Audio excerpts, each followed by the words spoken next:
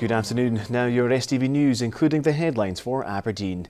A new report is warning that Scotland is teetering on the brink of a recession as early as next week. The Fraser Alder Institute says the country's economy lags behind the UK as a whole, with predictions that household budgets could be squeezed even tighter this year.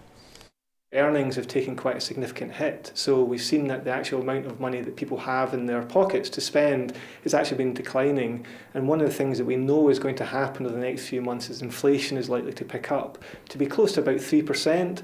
But if you're only getting a pay increase of 1 or 2% in a year, that means that the amount of money you have to spend on day-to-day things will fall.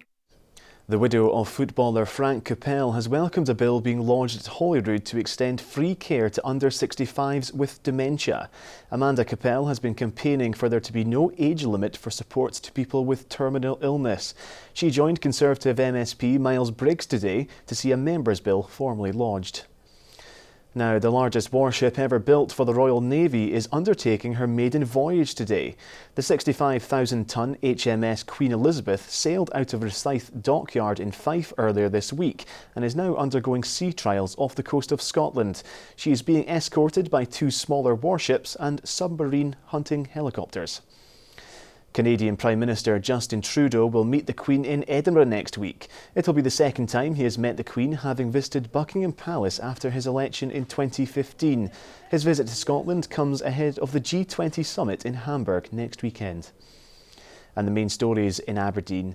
Police investigating an assault at a play park in Inverurie have released an image of a man they want to speak to. The incident happened at the park in Upper Boat Road around 6:30 on Monday evening. Officers say the man may be able to help with their inquiries. And new figures show decommissioning oil installations in the North Sea could cost nearly £60 billion. The cost of removing platforms such as the Brent Delta will have to be met by oil companies and the taxpayer. The UK Oil and Gas Authority says it wants the work to be completed for less than £39 billion. Well, that's all we've got time for just now. I'll be back in an hour with another update. But first, let's have a look at the weather forecast. Bye-bye.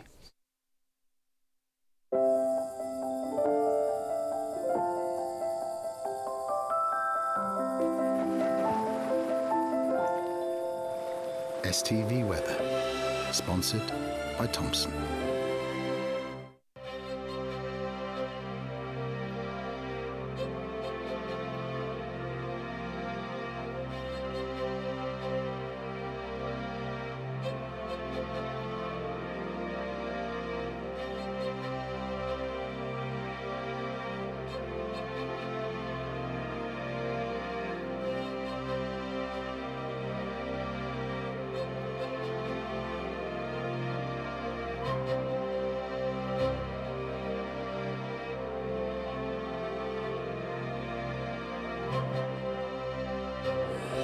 STV Weather, sponsored by Thompson.